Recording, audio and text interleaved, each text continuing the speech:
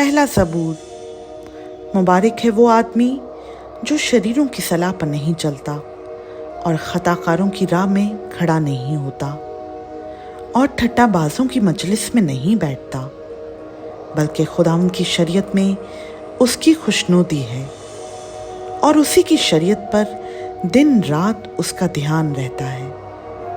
وہ اس درخت کی مانند ہوگا جو پانی کی ندیوں کے پاس لگایا گیا ہے، جو اپنے وقت پر پھلتا ہے اور جس کا پتا بھی نہیں مرجھاتا۔